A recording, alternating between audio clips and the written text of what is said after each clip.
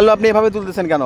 ও ভাই আলু ডুবে গেছে, মন করেন গাড়ি তো মন করেন একবার ইয়ে করতেছে, মানে তুলে নিতে বলছে। মানে এত বড় জমি তুলে নিতে বলছে আলু? হ্যাঁ, মানে একবারে শেষ 15 বিঘে আলু, মন করেন এর থেকে ওই ইয়ে পড়তো এতখানি সব। 15 বিঘা আলু, সবগুলো আলুই মানুষকে তুলে নিতে বলছে, হ্যাঁ মানে বৃষ্টির কারণে? হ্যাঁ, বৃষ্টির কারণে। আচ্ছা, এই যে দেখা যাচ্ছে এবারে মানুষজন এই যে তুলে নিচ্ছে, সবাই কিন্তু এখানে নিজ নিজ তুলে নিয়ে কিন্তু নিজেদের জন্যই নিয়ে যাবে, এখানে কোনো গাড়ি স্টোর নেবে না। এই বৃষ্টির কারণে কত পরিমাণে ক্ষতি হয়ে গেছে। এই গাড়ি স্টোর প্রায় 15 বিঘা আলু, সবগুলো আলুই কিন্তু এভাবে নষ্ট হয়ে গেছে। অনেক ভালো আলু ছিল, একদিকে দাম নাই, একদিকে এরকম হঠাৎ বৃষ্টিতে পুরো ক্ষতি হয়ে গেছে। আপনারা দেখতেই পাচ্ছেন মানুষজন এসে কিন্তু আলু নিয়ে যাচ্ছে।